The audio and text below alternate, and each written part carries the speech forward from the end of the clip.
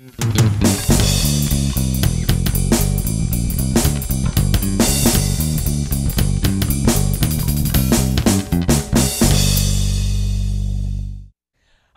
and welcome to Geno's Picks, the late edition from Studio B in Wilmington, Delaware. All right, 3-1 last week. Yeah, Daddy had the upset Monday night, Tampa Bay. A lot of people did.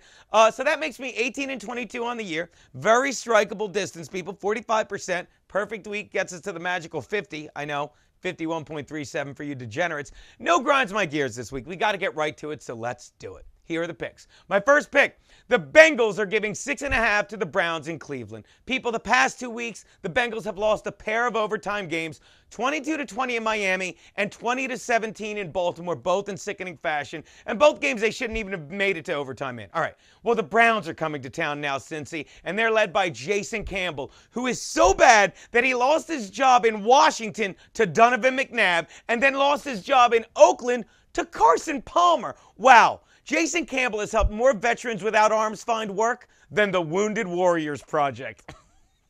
A little Campbell's soup is all you need to cure Cincy, people. Take the Bengals, lay the 6.5.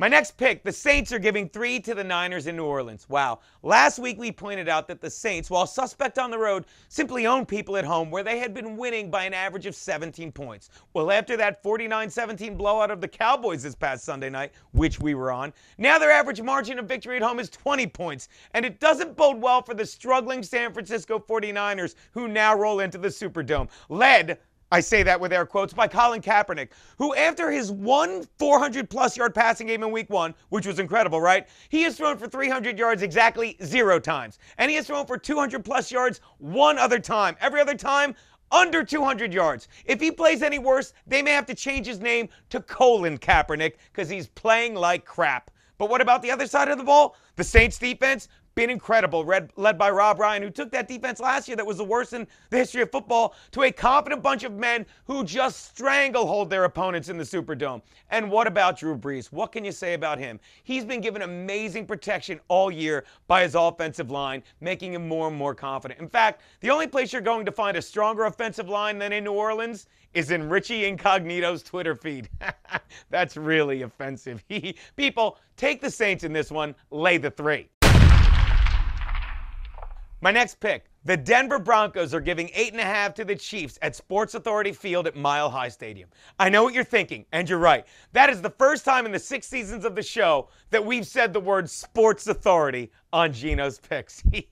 Look, if you had told me at the beginning of the season that when the Broncos faced the Chiefs in Week 11, one of the teams would be undefeated and the other team's coach would have had a heart attack? Exactly.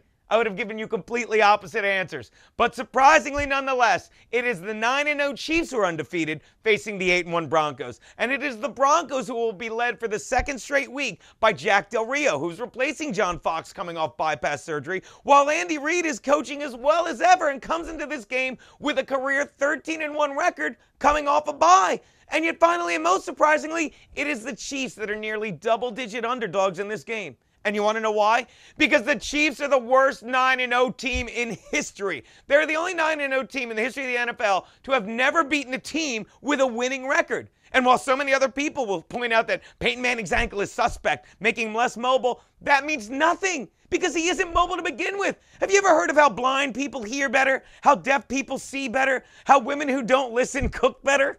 Well, now let's pretend a nearly immobile QB has to hone his skills better by reading pre-snap defenses and make more accurate and pinpoint passes after the snap. Well, that's Peyton Manning, people. And then everyone says, but what happens if KC knocks him out? Please. In 4 of their last 5 games, the Chiefs have beaten Tennessee and Ryan Fitzpatrick, Cleveland and Jason Campbell, the Texans and Case Keenum, and Buffalo and Jeff Toole. They're not going to knock Manning out. You know why? Because the Chiefs' key to victory the past 5 weeks has been making sure the starting QB stays in the game.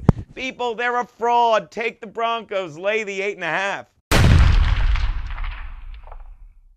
Which brings me to my Double Your Money Monday Night Bet, or as I like to call it. Hey, we hit it last week, people. Patriots are getting 2.5 from the Panthers in Carolina. People, last week's 10-9 victory over the Niners in San Fran was, in my mind, and I believe most others, the coronation of the Panthers as a legitimate postseason team this year.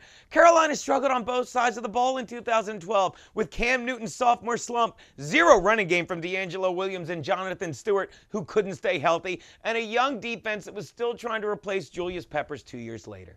Well, hello 2013. Cam Newton is back. Mike Tolbert is doing everything and anything you can ask from a fullback or a running back. And second-year linebacking phenom, let me see if I say his name right, Luke Kuechly, whatever, has added more spice to this lineup than Peppers ever did.